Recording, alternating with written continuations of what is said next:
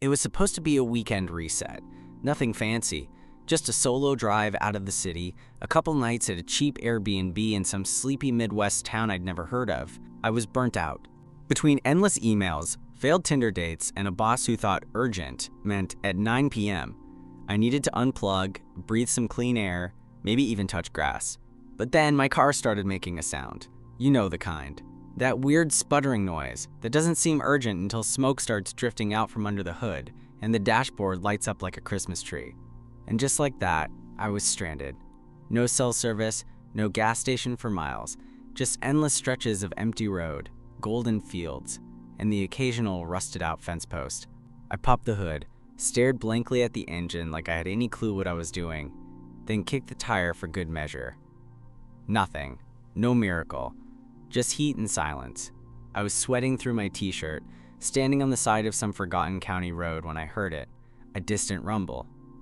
A truck, big and old, kicking up dust as it rolled toward me like something out of a country music video. I stepped back instinctively, heart rate spiking. The truck slowed down, tires crunching over gravel, and stopped a few feet away. The door opened and out stepped him. Tall, broad-shouldered, maybe late 30s. A bit of scruff on his face, sun-kissed skin, and that slight squint people get when they spend more time outside than in. He wore a faded denim shirt, sleeves rolled up, jeans that looked properly worn, not just distressed for fashion. He looked like the kind of guy who could fix a tractor with one hand and toss a hay bale with the other. "You all right there?" he asked, his voice low and steady like he didn't get in a hurry for anyone. "Car broke down," I said, wiping sweat off my forehead. "No signal." "I was trying to get to Maple Glen." He raised an eyebrow. "That's still a good 15 miles west. You walked far?" "No. Just broke down like 20 minutes ago." He looked me over. Probably noticed I was a city guy right away.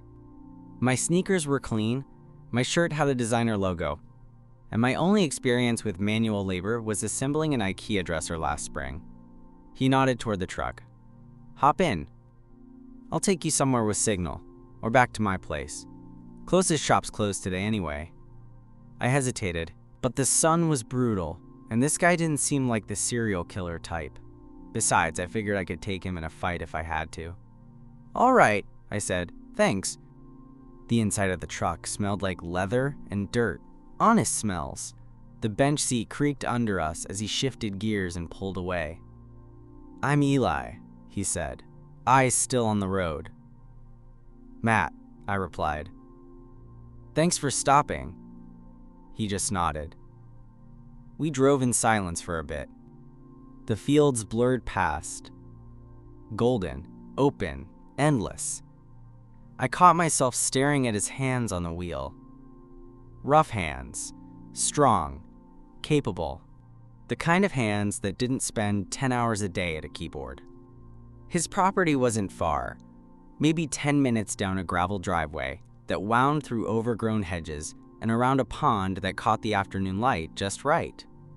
The farmhouse was old, weathered, but well kept. White paint chipping in spots, a wide porch with 2 rocking chairs, and a red barn that looked like something out of a movie. "Shops close Sundays," he said as he parked. "You're welcome to cool off here, grab some water. I'll call a guy first thing tomorrow." I stepped out, legs sore from the heat, and followed him up the porch. The inside was simple but clean. Wood floors, a big old dining table, and the faint scent of coffee and something savory lingering in the air. "You hungry?" he asked, already heading toward the kitchen. Was about to make something. I hadn't eaten since breakfast. "Yeah, actually, that'd be great." He just nodded again, like that was answer enough, and pulled out a skillet without fanfare.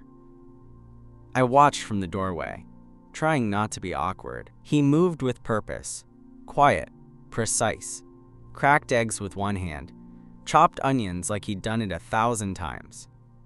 "I don't usually have guests," he said after a while, without looking up. "I don't usually break down in the middle of nowhere." He smirked. It was small, but I caught it. and something about that little curve of his mouth made me feel warmer than the sun had. "You from the city?" he asked, plating the food. "Portland," I said. "But I grew up in Michigan. Not exactly a country boy, though." He brought the plates over and sat across from me. Could have fooled me. We ate in silence for a few minutes. The eggs were perfect. He'd added some kind of herb I couldn't place, and the toast was thick and buttery. "This is really good," I said. Eli just shrugged. "Gotta eat." After we finished, I offered to do the dishes.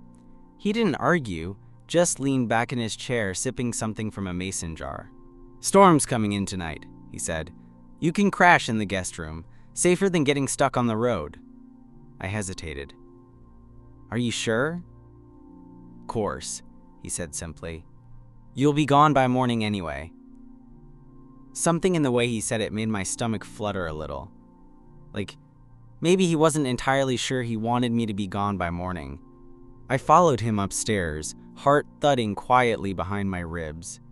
And that's where it started. The guest room was simple: bare wooden floor, a twin bed, an old dresser, and a small window that looked out over the fields. The sheets smelled like sun-dried cotton and something faintly piney, like the wind itself, had passed through this room and stayed a while. I dropped my backpack by the bed and sat down, the mattress creaking under my weight. The quiet was thick.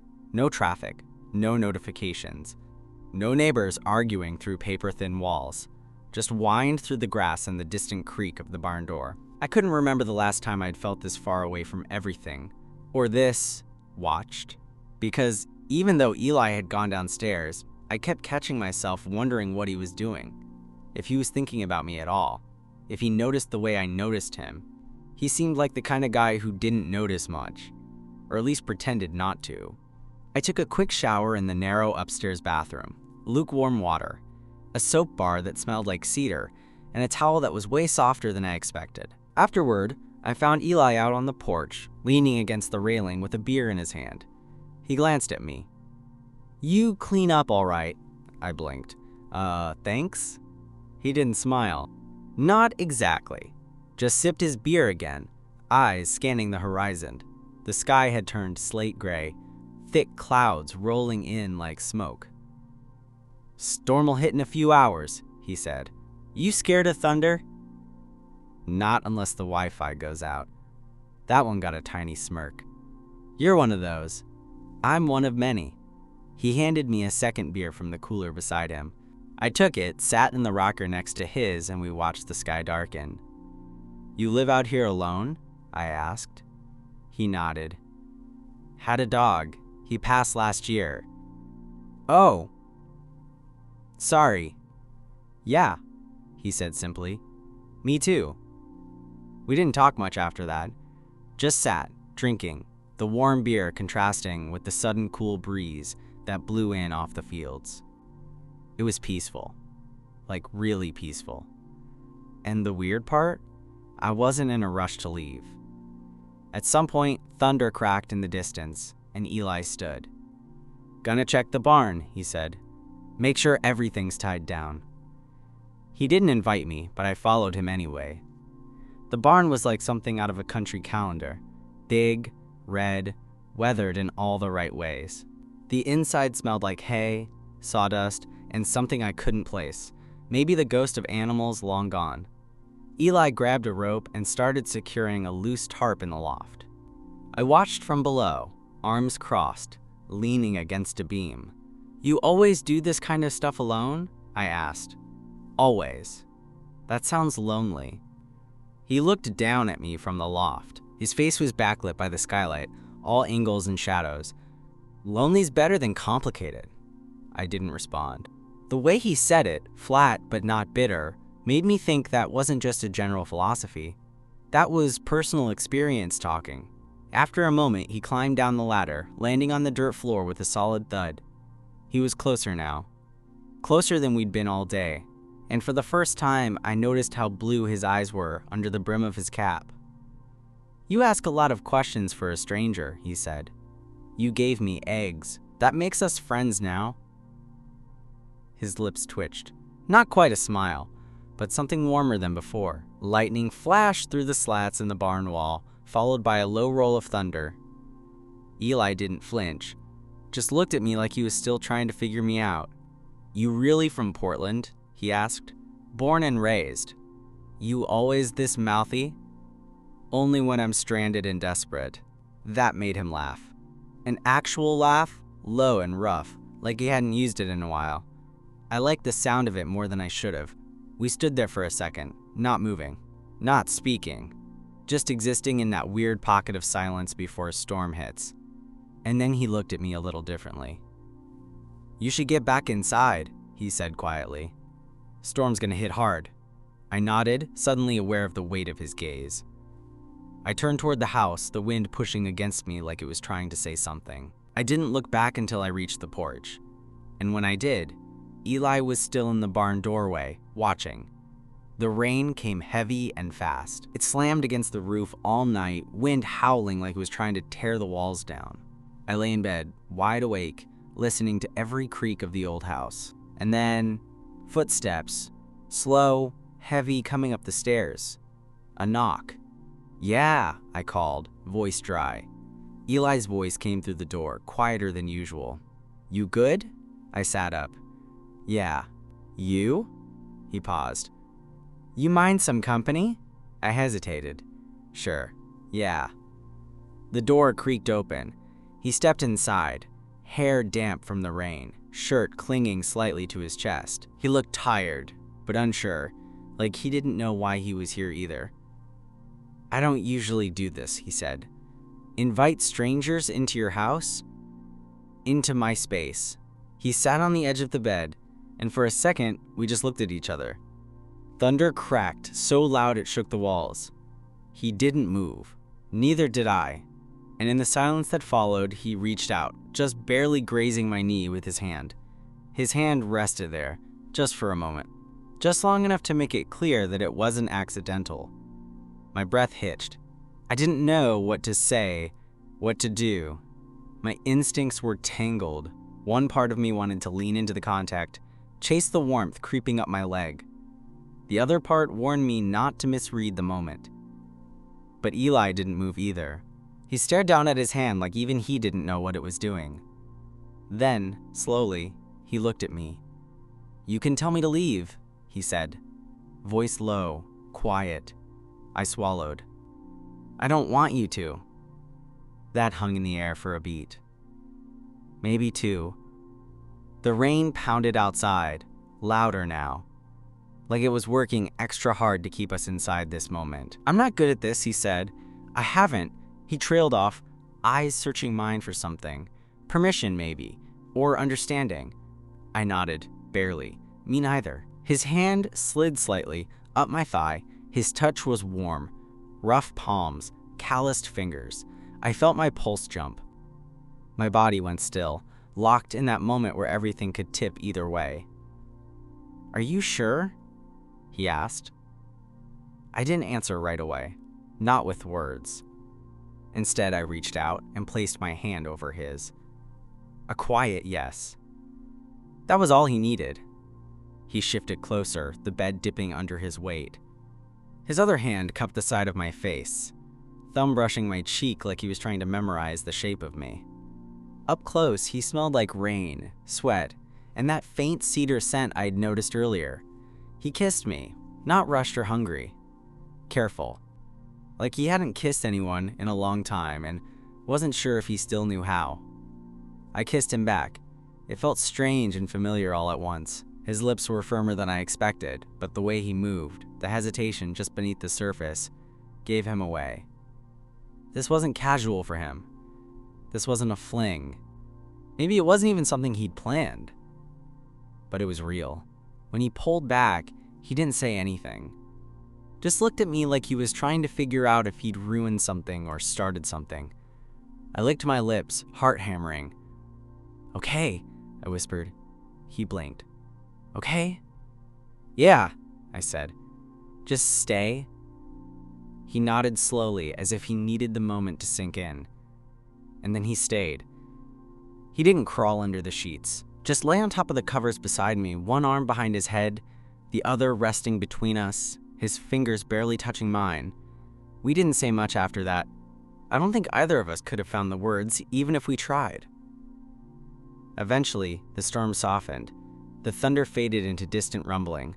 The wind calmed down, but I was still wide awake, lying there in the quiet, beside this man who'd been a complete stranger 12 hours ago and now felt like something much more complicated. The rhythm of his breathing steadied, and I realized he'd fallen asleep. I turned on my side, watching him in the faint light from the hallway. His face was softer now, the tension gone. I wondered what he'd think in the morning.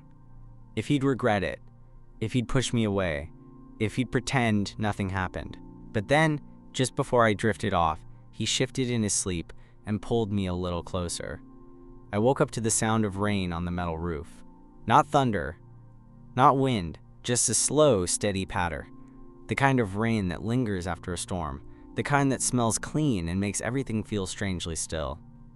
For a second, I didn't know where I was. Then, I felt it.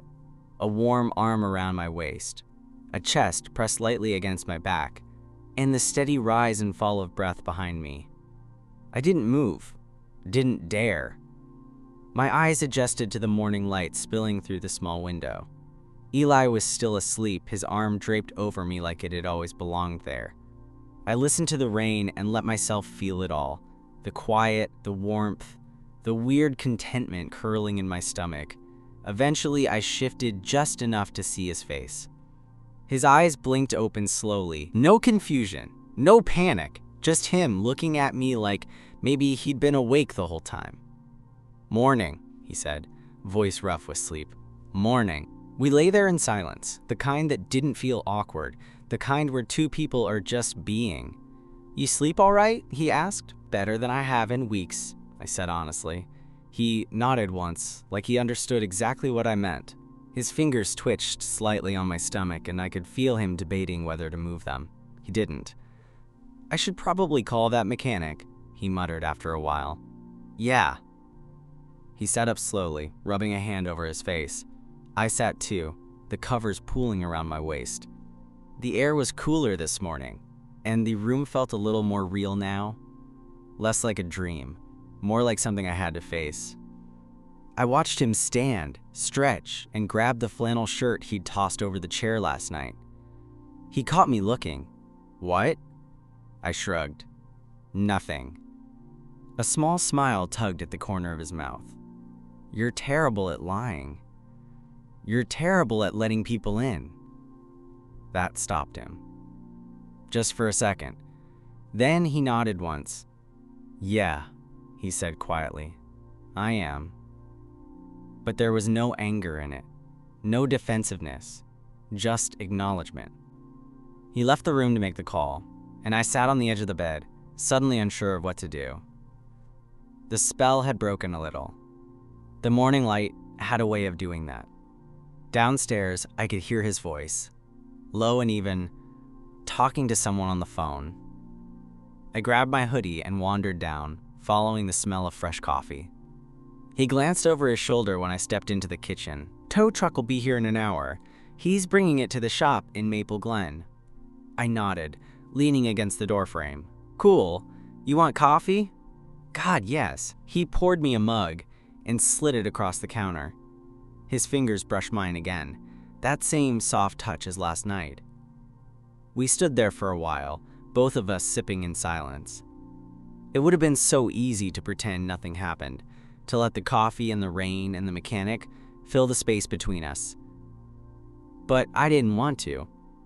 "I'm not in a rush," I said, breaking the silence. Eli looked up. "To get your car back?" "To leave." He looked at me carefully, his face unreadable. Then he set his mug down. "I've lived alone out here for 6 years," he said. "It's easy, simple. I don't have to explain myself to anyone. Don't have to risk." He paused. "Anything." I waited. "But last night?" He shook his head. "I don't know what that was, but it didn't feel simple." "It didn't feel easy either," I said, "but it didn't feel wrong." He met my eyes, and for the first time, I saw something softer in his expression. Not just guarded or careful, but curious. Hopeful, maybe. "I don't know how to do this," he said. "You don't have to," I said. "We can just see what happens." He exhaled slowly, then nodded. The sound of tires crunching gravel interrupted us. The tow truck. Eli looked out the window, then back at me.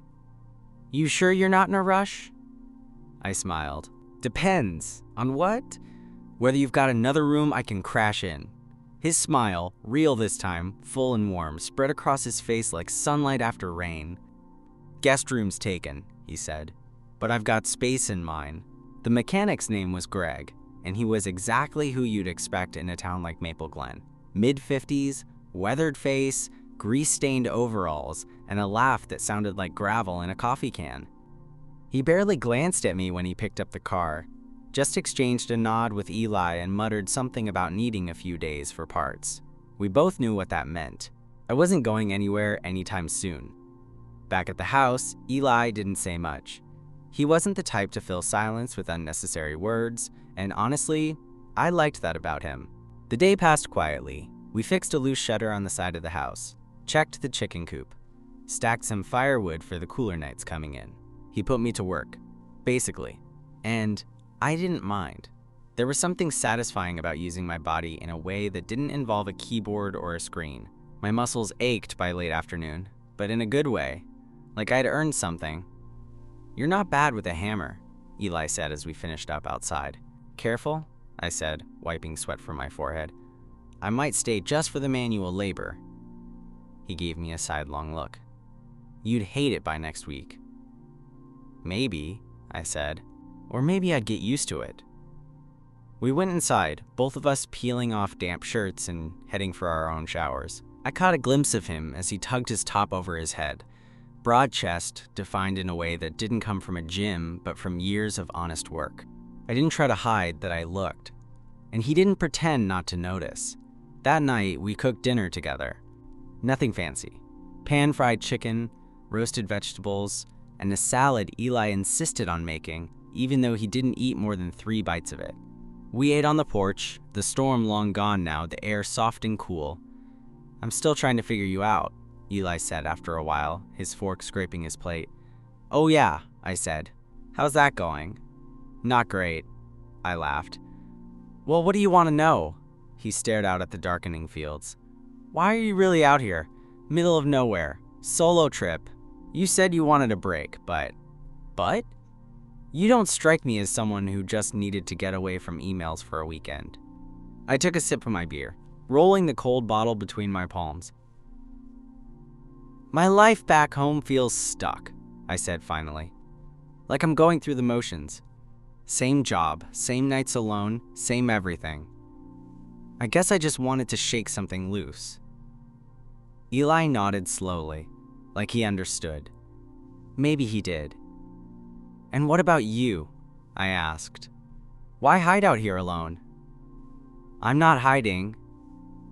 I raised an eyebrow. He sighed. "Okay. Maybe I was," he admitted. "It's easy not to feel anything when no one's around to make you feel." His voice had softened, just a little. The quiet wasn't as heavy between us now. It felt open, like something was shifting. We sat in that silence until the sky turned navy blue and the porch lights flicked on automatically. I didn't realize how close we were sitting until I felt his knee brush against mine under the table. He didn't move it. Neither did I. Later, when we went upstairs, it felt natural to follow him into his room instead of the guest one. No awkward glances, no questions. Just him holding the door a second longer as I passed by him. The tension humming softly between us. The room was warm, dimly lit, with the window cracked to let in the night breeze. Eli changed into a worn t-shirt and boxers, tossing me a clean set from a drawer without saying anything. As I slid under the sheets beside him, he turned off the lamp. We lay there, both on our backs, inches apart but not touching. The silence stretched, long and pulsing. Then, quietly, I said, "You still trying to figure me out?" He turned his head toward me, and even in the dark, I could feel his eyes on me. "Yeah," he whispered, "but I'm getting there." And this time, when his hand found mine under the covers, I didn't hesitate. I held on. The days that followed settled into something strange and wonderful, something that felt dangerously close to a rhythm. Like maybe we were pretending this wasn't temporary. Like maybe the outside world didn't exist. Each morning I'd wake up next to Eli. Sometimes his arm was over my chest. Other times our backs touched under the covers like we were tethered even in sleep. We didn't talk about it. Not the sleeping in the same bed, not the quiet touches, not the occasional kiss that lingered longer than it should have, but it kept happening. And it felt good. After breakfast, always simple, usually eggs, we'd work. He'd teach me things I didn't know I needed to learn. How to fix a sagging fence. How to reset a temperamental breaker in the barn. How to steer the old four-wheeler around the muddy trails out back. "You're not totally useless," he said one afternoon, handing me a wrench. "Careful," I replied. "Keep flattering me and I'll never leave." He looked at me then. Really looked. And for a second, I couldn't tell if he was about to smile or tell me not to joke about that. Instead, he just said, "Come on, you're holding up progress." That was Eli. One part walls, one part honesty, all buried under layers of work and silence. But slowly, he was softening. I noticed it in small ways. The way he started making enough coffee for two, without asking. The way he brushed my arm on purpose when passing behind me. The way he sat closer than necessary when we were eating on the porch, like proximity was becoming less of a risk and more of a need. One night, 3 days after my car had been towed, we were sitting outside again, drinks in hand, the stars brighter than I'd ever seen them in my life. City skies don't do that. Not really. You forget how big the world looks without light pollution. Eli was unusually quiet. Not just his normal quiet, a thoughtful kind. "You ever think about just disappearing?" he asked suddenly, eyes still fixed on the sky. "All the time," I said. He nodded slowly. "Sometimes I wonder if I already did. Just stopped showing up for life, you know?" I turned to him. "I don't think disappearing looks like fixing fences and cooking for someone and showing up every morning to check on the chickens." He gave a half smile. "You think you've got me figured out now?" "I think I'm getting there." His head turned toward me, and in the faint moonlight I saw something shift behind his eyes. A flash of vulnerability, like a door cracked just an inch wider than he meant. "I don't do this," he said quietly. "Do what?" "This. Let people in, sleep next to someone. Talk about disappearing. I don't either." We stared at each other for a moment too long. Then he leaned in, not rushed, not unsure, and I met him halfway. The kiss was slow, tired maybe, but in that sweet way that only happens when everything else fades out and you're just in it. His hand came to rest on my neck, fingers grazing the skin just under my ear. My hand landed on his thigh, firm and warm, grounding me. When we pulled apart, I didn't say anything. Neither did he. We didn't need to. We went upstairs together that night, like we had the nights before, but this time, something felt different. More certain. I slipped into his bed while he shut the window and clicked off the light. When he crawled in beside me, he didn't hover near the edge like he used to. He pulled me close, held me against him like it wasn't a question anymore. His breath warmed the back of my neck. "You're still leaving when the car's fixed?" he asked, barely a whisper. I tensed, not because I didn't know the answer, but because I did. "I don't know," I said. He didn't respond right away, just kept holding me. And eventually, he said, "Okay." The call came the next morning. I was in the barn, pretending to be useful by organizing a chaotic pile of tools, when Eli walked in holding his phone. "Your car's ready," he said, voice unreadable. I wiped my hands on my jeans, the weight of his words settling heavy in my chest. "Oh," he nodded once, then set the phone on the workbench and picked up a coiled hose like we hadn't just hit the one moment we'd both been dreading. We didn't talk about it the rest of the morning, but the silence was different this time, not comfortable. It sat between us like a third person at the table, one we both pretended not to notice. When we drove into town after lunch, the sun was high, the truck quiet.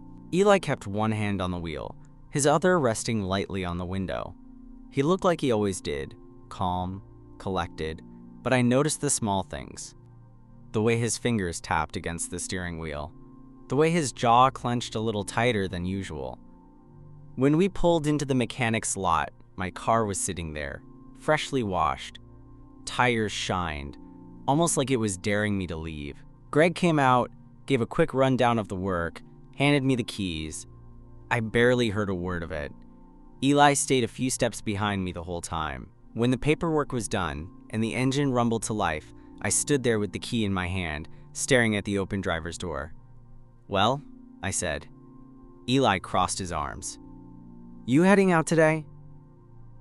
"I haven't decided." He looked at me then. Not cold, not hopeful, just waiting. "I could go," I said.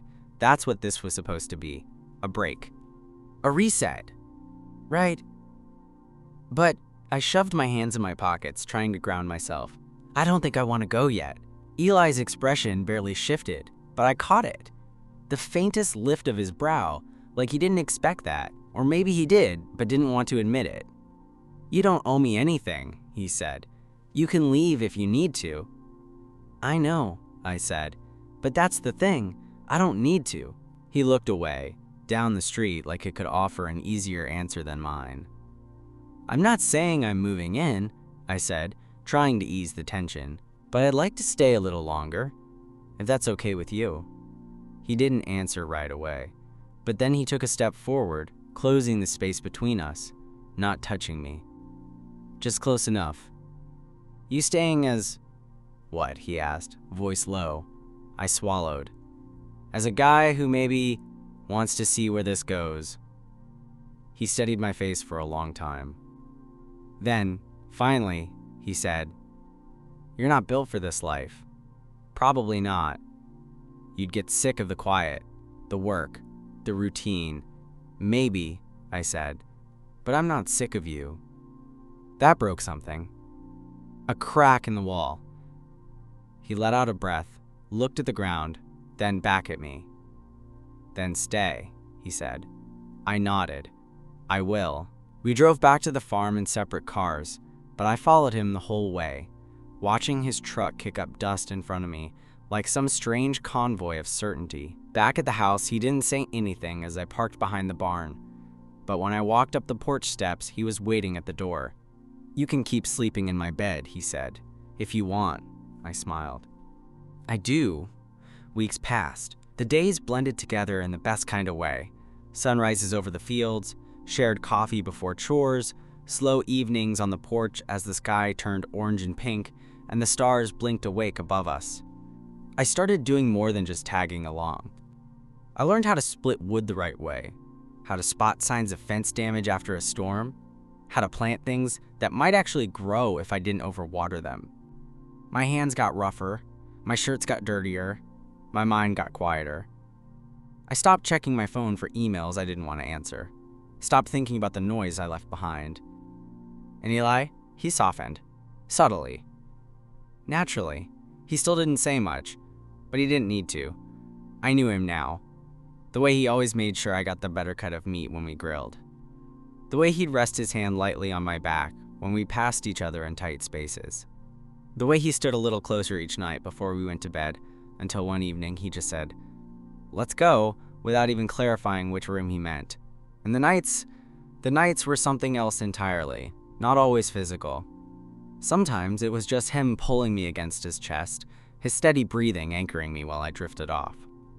Other times, it was a slow, wordless kind of intimacy, the kind you only get when both people are too familiar with silence to be afraid of it. Then one night, as we lay tangled together in his bed, he brushed a thumb over my shoulder and said, almost too quietly to hear, "I used to think I'd never let someone into this life again." I looked at him, his face was soft in the low light, but serious. "Why now?" I asked. He hesitated. "Because you didn't force your way in. You just showed up and stayed." I reached up and traced my fingers along the side of his neck, slow and careful. "I don't think I want to leave." He smiled. "Just a little. I don't think I want you to." We made it official in the smallest ways. He gave me a set of keys to the house. I started cooking breakfast on Sundays, while he read the news on his phone with his feet on the table like an old man. We argued about music. He hated my playlists. I mocked his love for 90s country, but we compromised. We made fun of each other, poked at each other's habits, learned how to fight without walking away. I even started writing again. On an old laptop I dusted off and set up in the corner of the dining room. Eli didn't ask what I was working on. He just brought me coffee when I looked tired and kissed the top of my head before heading back outside. Sometimes I'd catch him watching me through the window, just standing there with dirt on his jeans and a glove in one hand, like he couldn't believe this was real. Truth is, neither could I. One night, sometime deep into fall, we sat on the back porch, wrapped in a blanket, the air crisp and smelling like firewood and damp earth. The trees had turned, the barn was quieter, and the long days were starting to fade sooner. "You ever gonna tell people back home what happened out here?" Eli asked, not looking at me. I leaned my head against his shoulder. "Yeah," I said. "Eventually, when it feels right. And if they don't get it, then they don't get it."